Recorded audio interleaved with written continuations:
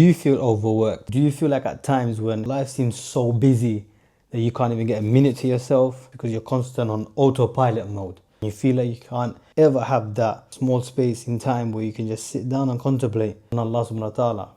You're not alone. We all feel this way. Whether you're a student, whether you're a working mother or father, inshallah, we will find a way to navigate through our busy lives, sometimes our troublesome life. Through all of that, we can actually fit Allah subhanahu wa ta'ala in every single portion of our life through our intentions. Worshipping Allah subhanahu wa ta'ala, even having some time to yourself, mindfulness, can be through our daily activities when we're the most busiest. But we don't get that. We don't get to that ever. Why? We get so exhausted by the end of the day, we just want to go to sleep. And we wake up and we follow the same routine. This also counts for students as well. You're constantly on an autopilot mode, going to your lectures, going to your studies, seminars, and then trying to fit in your homework.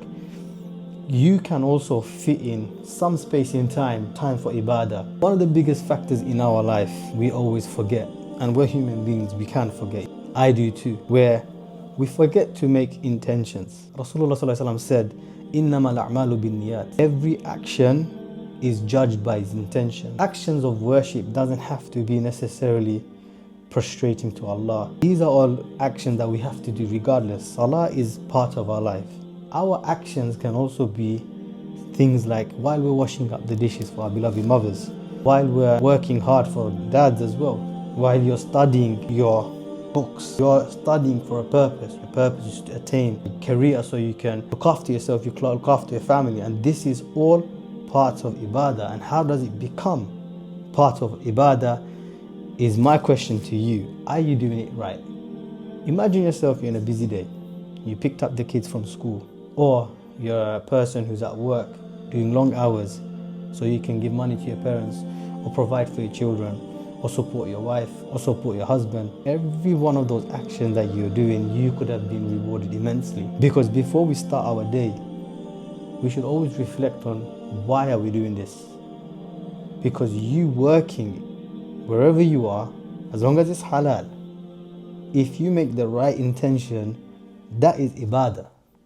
That is you getting reward while getting along with your day, while you're busy, while you're doing your chores. So when you make that intention, wallah, I am cleaning this house to please you so that we can live in a clean environment for my well-being, for my family's well-being. Because being clean is part of good character. If you're working out there, wallah, every minute I'm spending in this halal job, I am doing it to build myself, to make myself firm in my position in life, and so that I can support my loved ones. And I'm doing it for who? You, Allah subhanahu wa ta'ala. If you think that way, if you make the right intentions prior to you doing your chores, Allah will reward you, and then you will feel better about yourself. You will feel like, you know what, I was overcooked today, but I made the right intention. Whatever I was doing today, I done it for the sake of Allah subhanahu wa ta'ala. إِنَّمَا الْأَعْمَالُ بِالنِّيَّاتِ. We pray 5 times a day, right? أَرْكَانُ الصَّلَاةِ 17. There are 17 integrals of salah. And the first of it, I'm not going to go through all 17, I'm just going to go through number 1. Number 1 is actually intention. When we pray salah, prior to that there is an action you have to do, and it's part of your salah, and it's part of your salah to be accepted as well. So if you forget it, you are jeopardizing your salah to be accepted, because intention is number 1. You have to make the niyyah, the intention. And that is the first part, the first integral of salah. And you can see how important it is to make intention before your actions. Similarly to what we spoke about, right? Where if you're cleaning up the house, you know, our sisters, I don't understand. I know you can get busy with cleaning up the house, doing chores, and it can be very, very overwhelming. But why not at the same time gain some reward as well? Gain actually tons of reward for that hard work.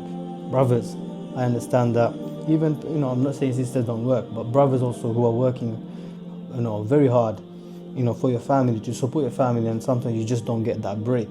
And when you come home, you also need to, you know, you're just exhausted and you're done. And also you have to make effort to also go to the masjid for your jama'ah, for your salah.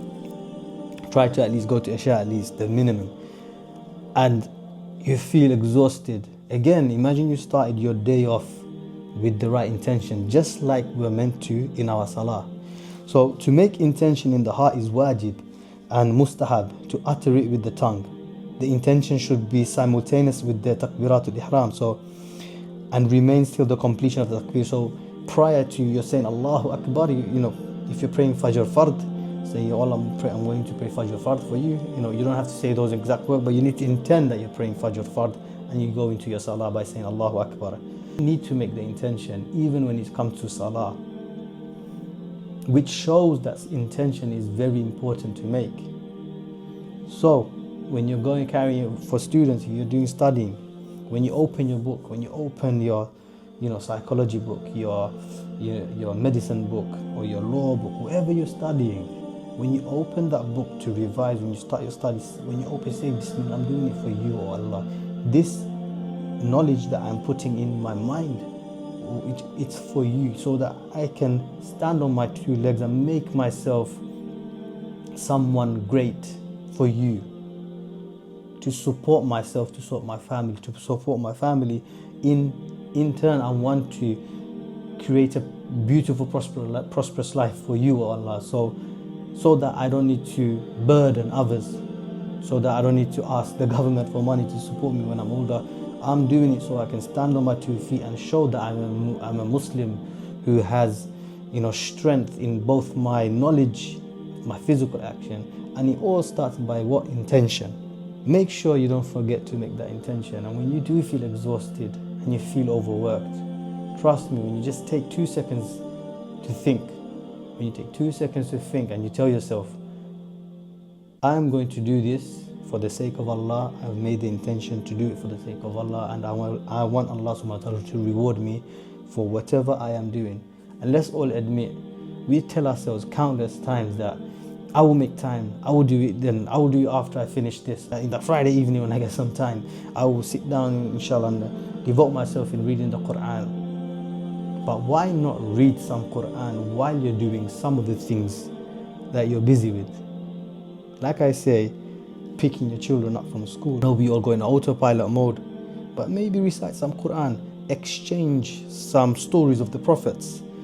Remind your children about Surah Baqarah, the moment when Iblis disobeyed Allah subhanahu wa ta'ala, and in turn Allah subhanahu wa ta'ala exposed for what was truly in his heart, arrogance. Talk to your children.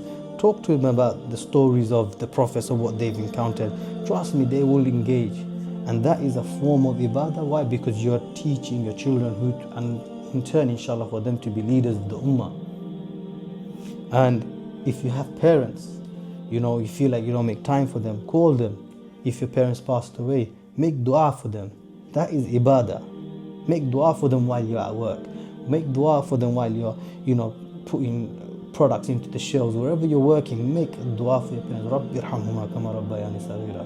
Read some Quran in your mind if you have to.